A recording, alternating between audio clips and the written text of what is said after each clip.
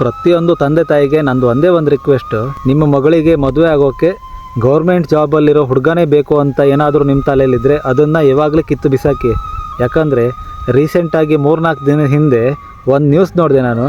ಏನಂದರೆ ಗೌರ್ಮೆಂಟ್ ಕೆಲಸದಲ್ಲಿರೋ ಒಂದು ಹುಡುಗ ಅವನ ಹೆಂಡತಿ ಹತ್ರ ವರದಕ್ಷಿಣೆ ನೀನು ತಗೊಂಡು ಬರಲೇಬೇಕು ಅಂತ ಟಾರ್ಚರ್ ಮಾಡ್ತಾಯಿದ್ದ.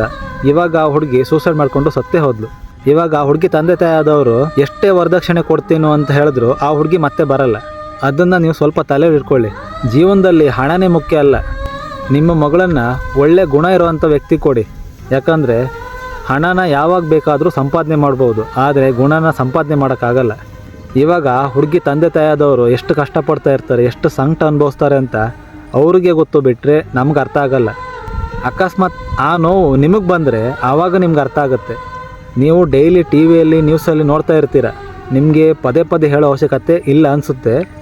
ಆದರೂ ನಂದೊಂದು ರಿಕ್ವೆಸ್ಟು, ನಿಮ್ಮ ಮಗಳನ್ನು ಗೌರ್ಮೆಂಟ್ ಜಾಬ್ ಏರನ್ನು ಕೊಟ್ಟು ಅವಳು ಲೈಫ್ ಹಾಳು ಮಾಡೋ ಬದಲು ಯಾವುದಾದ್ರೂ ಒಂದು ಒಳ್ಳೆ ಹುಡುಗನ ನೋಡಿ, ಅಂದರೆ ಒಳ್ಳೆ ಗುಣ ಇರೋ ಹುಡುಗನ ನೋಡಿ ಮದುವೆ ಮಾಡಿಸಿಕೊಡಿ.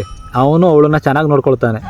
ಇವಾಗ ನೀವೇನಾದರೂ ಅಕಸ್ಮಾತ್ ಅವನು ಗೌರ್ಮೆಂಟ್ ಕೆಲಸದಲ್ಲಿದ್ದ, ಅವನ ಹತ್ರ ಕೋಟ್ಯಾಂತರ ರೂಪಾಯಿ ಇದೆ, ಆಸ್ತಿ ಇದೆ, ಬಂಗ್ಲೆ ಇದೆ ಅಂತ ಏನಾದರೂ ಅವನಿಗೆ ಕೊಟ್ಟು ಮದುವೆ ಮಾಡಿದ್ರೆ ನಾಳೆ ದಿನ ನಿಮ್ಮ ಮಗಳು ಕಳ್ಕೊಂಡ್ರೆ ಅವಳು ಮತ್ತೆ ಪುನಃ ಬರಲ್ಲ. ಹಣ ಇದ್ದವರೆಲ್ಲ ಕೆಟ್ಟವರಲ್ಲ, ಹಣ ಇಲ್ಲದೆ ಇದ್ದವರೆಲ್ಲ ಒಳ್ಳೆಯವರಲ್ಲ. ಆದರೂ ನನ್ನ ಅನುಭವದ ಮೇಲೆ ನಾನು ನಿಮ್ಗೊಂದು ಮಾತು ಹೇಳ್ತಿರೋದು ಅಷ್ಟೇ. ನೀವು ನಿಮ್ಮ ಮಗಳಿಗೆ ಮದುವೆ ಮಾಡದೇ ಇದ್ದರೂ ಓಕೆ, ಆದರೆ ಯಾವುದೇ ಕಾರಣಕ್ಕೂ ನಿಮ್ಮ ಮಗಳನ್ನು ಕಳ್ಕೊಳ್ಳುವಂಥ ಪರಿಸ್ಥಿತಿಗೆ ಬರಲೇಬೇಡಿ.